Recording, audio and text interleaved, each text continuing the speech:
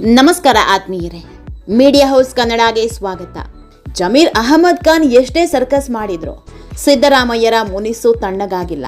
ಗುರು ಶಿಷ್ಯರ ನಡುವಿನ ಬಿರುಕು ಸರಿ ಹೋಗಿಲ್ಲ. ಅತ್ತ ಮಂತ್ರಿಗಿರಿ ಸಿಗುವ ಬಗ್ಗೆಯೂ ಸ್ಪಷ್ಟ ಮಾಹಿತಿ ಇಲ್ಲ. ಹೀಗಾಗಿ ಜಮೀರ್ ಪಕ್ಷ ಬಿಡ್ತಾರಾ ಅನ್ನೋ ಸುದ್ದಿ ದಿನೇ ದಿನೇ ಹೆಚ್ಚಾಗ್ತಾ ಇದೆ. ಜೆಡಿಎಸ್ನಿಂದ ಬಂದಿದ್ದ ಜಮೀರ್ ಅಹಮದ್ ಮತ್ತೆ ಜೆಡಿಎಸ್ಗೆ ಹೋಗ್ತಾರೆ ಅನ್ನೋ ಚರ್ಚೆಯೂ ನಡೆದಿತ್ತು. ಇದೆಲ್ಲದಕ್ಕೂ ಈಗ ಕ್ಲಾರಿಟಿ ಸಿಕ್ಕಿದೆ. ಜಮೀರ್ ಅಹಮದ್ ಅವರೇ ಸ್ಫೋಟಕ ಹೇಳಿಕೆ ನೀಡಿದ್ದಾರೆ. ಇದೆಲ್ಲದರ ಬಗ್ಗೆ ಇವತ್ತಿನ ವಿಡಿಯೋದಲ್ಲಿ ಹೇಳ್ತಾ ಹೋಗ್ತೀವಿ. ಅದಕ್ಕೂ ಮೊದಲು ನೀವಿನ್ನೂ ನಮ್ಮ ಚಾನೆಲ್ನ ಸಬ್ಸ್ಕ್ರೈಬ್ ಮಾಡಿಲ್ಲ ಅಂದರೆ ಮಿಸ್ ಮಾಡಬೇಡಿ, ಈಗಲೇ ಸಬ್ಸ್ಕ್ರೈಬ್ ಮಾಡಿ. ಈ ವಿಡಿಯೋನ ಕೊನೆವರೆಗೂ ನೋಡಿ, ನಿಮ್ಮ ಅನಿಸಿಕೆಗಳನ್ನು ಕಾಮೆಂಟ್ ಮಾಡಿ. ಆತ್ಮೀಯರೇ, ಜಸ್ಟ್ 6 ತಿಂಗಳ ಹಿಂದೆ ಜಮೀರ್ಗೆ ಇದ್ದ ವರ್ಚಸ್ಸೇ ಬೇರೆ. ಕಾಂಗ್ರೆಸ್ ಪಾಲಿನ ವೋಟ್ ಮಿಷನ್ ಅಲ್ಪಸಂಖ್ಯಾತ ಮತಗಳನ್ನು ಸೆಳೆಯೋದ್ರಲ್ಲಿ ಎತ್ತಿದ ಕೈ. ಹೀಗಾಗಿಯೇ ಬರೀ ರಾಜ್ಯದಲ್ಲಿ ಮಾತ್ರ ಅಲ್ಲ, ಹೈಕಮಾಂಡ್ ಮಟ್ಟದಲ್ಲಿ ಜಮೀರ್ಗೆ ದೊಡ್ಡ ಹೆಸರಿತ್ತು. ಸೋನಿಯಾ ಗಾಂಧಿ, ರಾಹುಲ್ ಗಾಂಧಿ ಹಾಗೂ ಪ್ರಿಯಾಂಕಾ ವಾದ್ರಾ ಪಾಲಿನ ನೀಲಿಗಣ್ಣಿನ ಹುಡುಗ ಅನಿಸ್ಕೊಂಡ್ರು. ಜಮೀರ್ ಖಾನ್ ಶಕ್ತಿ ಎಂತಹದ್ದು ಅನ್ನೋದನ್ನ ಅರಿತಿದ್ದ ದಿಲ್ಲಿ ನಾಯಕರು ಕೇರಳ ಚುನಾವಣೆ ವೇಳೆ ಮುಸ್ಲಿಂ ಬಾಹುಳ್ಯ ಕ್ಷೇತ್ರಗಳಲ್ಲಿ ಇವರಿಗೆ ಚುನಾವಣಾ ಜವಾಬ್ದಾರಿ ನೀಡಿದ್ರು. ಹೀಗಾಗಿ ಸುಮಾರು 1 ತಿಂಗಳುಗಳ ಕಾಲ ಕೇರಳದಲ್ಲೇ ಬೀಡು ಬಿಟ್ಟಿದ್ದ ಜಮೀರ್ ಕೇರಳದಲ್ಲಿ ಜಾದೂ ಮಾಡಿದ್ರು. ಮುಸ್ಲಿಮರು ಹೆಚ್ಚಿರೋ ಕ್ಷೇತ್ರಗಳಲ್ಲಿ ಕಾಂಗ್ರೆಸ್ ಪಕ್ಷ ಗೆಲ್ಲೋ ರೀತಿ ಭರ್ಜರಿ ಪ್ರಚಾರ ಮಾಡಿದ್ರು. ಇದು ದಿಲ್ಲಿ ನಾಯಕರನ್ನ ಸಖತ್ ಇಂಪ್ರೆಸ್ ಮಾಡಿತ್ತು. ಬರೀ ಕೇರಳ ಮಾತ್ರ ಅಲ್ಲ, ರಾಜ್ಯದಲ್ಲೂ ಕೂಡ ಇದೇ ರೀತಿ ಇಟ್ಕೊಂಡಿದ್ರು. ಆದ್ರೆ ಏನ್ ಮಾಡೋದು, ಒಂದೇ ಒಂದು ಆಡಿಯೋ ಜಮೀರ್ ಅಹಮದ್ ಖಾನ್ ರಾಜಕೀಯ ಭವಿಷ್ಯಕ್ಕೆ ಕಪ್ಪು ಮಸಿ ಬಳಿಯುವಂತೆ ಮಾಡಿದೆ. ಆತ್ಮೀಯರೇ, ದಾವಣಗೆರೆ ಚುನಾವಣೆಯಲ್ಲಿ ಜಮೀರ್ ಖಾನ್ ಷಡ್ಯಂತ್ರ ಮಾಡಿದ್ರೋ ಇಲ್ವೋ ಅನ್ನೋದು ಜಮೀರ್ಗೆ ಗೊತ್ತು, ಕಾಂಗ್ರೆಸ್ ನಾಯಕರಿಗೆ ಗೊತ್ತು. ಆದರೆ ಜಮೀರ್ ಅವರದ್ದು ಎನ್ನಲಾದ ಆಡಿಯೋ ಹೊರಬಿದ್ದಿದ್ದೇ ಬಂತು ನೋಡಿ. ದಿಲ್ಲಿ ನಾಯಕರು ಕೂಡ ದೂರ ಆದ್ರು. ಇತ್ತ ಪರಮಾಪ್ತರಾಗಿದ್ದ ಸಿದ್ದರಾಮಯ್ಯ ಕೂಡ ಕೆರಳಿ ಕೆಂಡ ಆದ್ರು. ಅದರಲ್ಲೂ ದಾವಣಗೆರೆ ಉಪ ಚುನಾವಣೆಯಲ್ಲಿ ನನ್ನ ವಿರುದ್ಧವೇ ಕೆಲಸ ಮಾಡಿದ್ದಾರೆ ಅನ್ನೋದು ಸಿದ್ದರಾಮಯ್ಯ ಸಿಟ್ಟು. ಇದನ್ನ ಜಮೀರ್ ಶಿಷ್ಯರ ಮುಂದೆ ಹೇಳ್ಕೊಂಡಿದ್ರು. ಇದೀಗ ರಾಜ್ಯ ರಾಜಕಾರಣದಲ್ಲಿ ಸಂಪುಟ ವಿಸ್ತರಣೆ ಮತ್ತು ಮಂತ್ರಿ ಸ್ಥಾನದ ಕಸರತ್ತು ಜೋರಾಗಿ ನಡೀತಿರುವ ಬೆನ್ನಲ್ಲೇ ಹಿರಿಯ ಕಾಂಗ್ರೆಸ್ ನಾಯಕ ಜಮೀರ್ ಅಹಮದ್ ಖಾನ್ ಮಹತ್ವದ ಹೇಳಿಕೆ ನೀಡಿದ್ದಾರೆ. ವೈರಲ್ ಆಡಿಯೋ ವಿವಾದದಿಂದ ತಮಗೆ ರಾಜಕೀಯವಾಗಿ ಹಿನ್ನಡೆ ತಂದಿರೋದನ್ನ ಒಪ್ಕೊಂಡಿದ್ದಾರೆ. ವೈರಲ್ ಆದ ಆಡಿಯೋದಿಂದ ನನಗೆ ತೊಂದರೆ ಆಗಿದ್ದು ನಿಜ.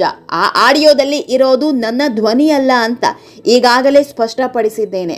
ಯಾರು ಈ ಬಗ್ಗೆ ಮಾತನಾಡಿದ್ದಾರೋ ಅವರು ಕೂಡ ದೂರು ನೀಡಿದ್ದಾರೆ. ಸದ್ಯ ತನಿಖೆ ನಡೆಯುತ್ತಿದ್ದು ಸತ್ಯಾಂಶ ಹೊರಬರಲಿದೆ. ಆದರೆ ಈ ವಿವಾದದಿಂದ ನನಗೆ ವೈಯಕ್ತಿಕವಾಗಿ ಮತ್ತು ರಾಜಕೀಯವಾಗಿ ಹಿನ್ನಡೆಯಾಗಿದೆ ಅನ್ನೋದು ಸತ್ಯ ಅಂದಿದ್ದಾರೆ. ಆತ್ಮೀಯರೇ, ಈ ಎಲ್ಲವೂ ಸರಿ ಇದ್ದಿದ್ರೆ ಜಮೀರ್ ಅಹಮದ್ ಖಾನ್ಗೆ ಮಂತ್ರಿ ಸ್ಥಾನ ಅನ್ನೋದು ಮನೆಗೆ ಹುಡ್ಕೊಂಡು ಬರ್ತಾ ಇತ್ತು. ಆದ್ರೆ ಈಗ ಸಚಿವ ಸ್ಥಾನಕ್ಕೆ ಅಲೆದಾಡುವಂತಾಗಿದೆ. ಮಂತ್ರಿಗಿರಿ ಸಿಗುತ್ತೋ ಇಲ್ವೋ ಅನ್ನೋದು ಸಹ ಗೊತ್ತಾಗ್ತಿಲ್ಲ. ಹೀಗಾಗಿ ಈ ಬಗ್ಗೆಯೂ ರಿಯಾಕ್ಟ್ ಮಾಡಿದ ಜಮೀರ್, ಮೊದಲ ಪಟ್ಟಿಯಲ್ಲಿ ನನ್ನ ಹೆಸರು ಬರುತ್ತದೆ ಅನ್ನೋ ನಿರೀಕ್ಷೆ ಇತ್ತು, ಅದು ಆಗದಿದ್ದಕ್ಕೆ ಬೇಜಾರಿದೆ. ಆದರೆ 2ನೇ ಪಟ್ಟಿಯಲ್ಲಿ ನನ್ನ ಹೆಸರು ಬರಬಹುದು ಅನ್ನೋ ವಿಶ್ವಾಸ ನನಗಿದೆ.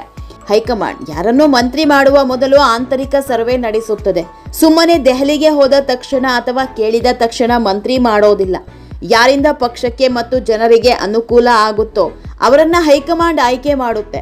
ನಾನು ಸಿದ್ದರಾಮಯ್ಯ ಅವರಿಗೆ ಅಥವಾ ಪಕ್ಷಕ್ಕೆ ದ್ರೋಹ ಮಾಡಿದ್ದೇನೆ ಅಂತ ಕೆಲವರು ಸುಳ್ಳು ಸುದ್ದಿ ಹಬ್ಬಿಸಿ ಅವರ ತಲೆ ಕೆಡಿಸಿದ್ದಾರೆ. ನಾನು ಎಂದಿಗೂ ದ್ರೋಹ ಮಾಡುವವನಲ್ಲ. ಒಂದು ವೇಳೆ ನನ್ನಿಂದ ಪಕ್ಷಕ್ಕೆ ದ್ರೋಹ ಆಗಿದ್ರೆ ನಾನು ಈಗಾಗಲೇ ಸಿದ್ದರಾಮಯ್ಯ, ಡಿಕೆಶಿ, ಮಲ್ಲಿಕಾರ್ಜುನ ಖರ್ಗೆ ಮತ್ತು ಕೆಸಿ ವೇಣುಗೋಪಾಲ್ ಸೇರಿದಂತೆ ಎಲ್ಲ ಹಿರಿಯ ನಾಯಕರ ಕ್ಷಮೆ ಕೇಳಿದ್ದೇನೆ ಅಂತ ಮತ್ತೊಮ್ಮೆ ಸ್ಪಷ್ಟನೆ ನೀಡಿದ್ದಾರೆ. ಇದೇ ವೇಳೆ ರಾಜಕೀಯದಲ್ಲಿನ ಕಾಲೆಳೆಯುವ ತಂತ್ರದ ಬಗ್ಗೆ ಮಾರ್ಮಿಕವಾಗಿ ಮಾತನಾಡಿದ ಜಮೀರ್, ರಾಜಕೀಯದಲ್ಲಿ ಬೆರೆಯುವವರು ವಿರೋಧ ಮಾಡಲ್ಲ, ಸ್ವಜಾತಿಯವರೇ ಬೆಳೆಯೋದನ್ನ ಸಹಿಸೋದಿಲ್ಲ. ಇದು ಕೇವಲ ಅಲ್ಪಸಂಖ್ಯಾತರಿಗೆ ಮಾತ್ರ ಸೀಮಿತ ಅಲ್ಲ, ಎಲ್ಲ ಜಾತಿಗಳಲ್ಲೂ ಇದೇ ಪರಿಸ್ಥಿತಿ ಇದೆ. ನಮ್ಮವರೇ ಬೆಳೆದ್ರೆ ಅದನ್ನ ಸಹಿಸಿಕೊಳ್ಳುವ ಗುಣ ನಮ್ಮಲ್ಲಿ ಕಡಿಮೆ ಅಂತ ಬೇಸರ ವ್ಯಕ್ತಪಡಿಸಿದ್ರು. ಆತ್ಮೀಯರೇ, ಈ ಎಲ್ಲ ಬೆಳವಣಿಗೆಗಳಿಂದಾಗಿ ಜಮೀರ್ ಅಹಮದ್ ಖಾನ್ ಜೆಡಿಎಸ್ಗೆ ಸೇರ್ತಾರೆ ಅನ್ನೋ ಸುದ್ದಿ ಹರಿದಾಡಿತ್ತು. 2 ಬಾರಿ ದೇವೇಗೌಡರನ್ನು ಭೇಟಿ ಮಾಡಿದ್ರು. ಇದೆಲ್ಲವನ್ನ ನೋಡಿ ಕಾಂಗ್ರೆಸ್ ಬಿಡ್ತಾರೆ ಅನ್ನೋ ಸುದ್ದಿಗಳು ಕೂಡ ಹರಿದಾಡಿದ್ವು. ಈ ಬಗ್ಗೆ ಜಮೀರ್ ಅಹಮದ್ ಖಾನ್ ಅವರೇ ಸ್ಪಷ್ಟನೆ ನೀಡಿದ್ದಾರೆ. ನಾನು ಕಾಂಗ್ರೆಸ್ ಬಿಟ್ಟು ಜೆಡಿಎಸ್ಗೆ ಹೋಗ್ತೀನಿ ಅನ್ನೋದು ಕೇವಲ ಸುಳ್ಳು ಸುದ್ದಿ. ಕಾಂಗ್ರೆಸ್ ನನಗೆ ಮಂತ್ರಿ ಸ್ಥಾನ ನೀಡಿದೆ, ಗೌರವ ಕೊಟ್ಟಿದೆ. ನಾನು ಪಕ್ಷ ಬಿಡುವ ಅಥವಾ ದ್ರೋಹ ಮಾಡುವ ಪ್ರಶ್ನೆಯೇ ಬರೋದಿಲ್ಲ. ಮಂತ್ರಿ ಮಾಡದಿದ್ರು 2028ರ ಚುನಾವಣೆಗೆ ಪಕ್ಷದ ಕೆಲಸ ಮಾಡಲು ಹೇಳಿದ್ರು ನಾನು ಸಿದ್ಧನಿದ್ದೇನೆ.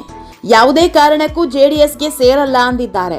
ಈ ಮೂಲಕ ರಾಜ್ಯ ರಾಜಕೀಯದಲ್ಲಿ ನಡೆಯುತ್ತಿರೋ ವಿದ್ಯಮಾನಗಳಿಗೆ ಸ್ಪಷ್ಟನೆ ಕೊಡೋ ಕೆಲಸ ಮಾಡಿದ್ದಾರೆ. ಸದ್ಯಕ್ಕೇನು ಜಮೀರ್ ಇಂಥ ಹೇಳಿಕೆ ನೀಡಿದ್ದಾರೆ. ಒಂದು ವೇಳೆ ಸಚಿವ ಸ್ಥಾನ ಸಿಗದೇ ಇದ್ರೆ ಅವರ ಮುಂದಿನ ನಡೆ ಏನಾಗಿರುತ್ತೆ ಅನ್ನೋದೇ ಕುತೂಹಲ. ಆತ್ಮೀಯರೇ, ಈ ವಿಡಿಯೋ ನಿಮಗೆ ಇಷ್ಟವಾದಲ್ಲಿ ಲೈಕ್ ಮಾಡಿ, ಶೇರ್ ಮಾಡಿ, ಕಾಮೆಂಟ್ ಮಾಡಿ. ಇನ್ನೂ ನಮ್ಮ ಚಾನೆಲ್ನ ಸಬ್ಸ್ಕ್ರೈಬ್ ಮಾಡಿಲ್ಲ ಅಂದರೆ ಮಿಸ್ ಮಾಡಬೇಡಿ, ಈಗಲೇ ಸಬ್ಸ್ಕ್ರೈಬ್ ಮಾಡಿ.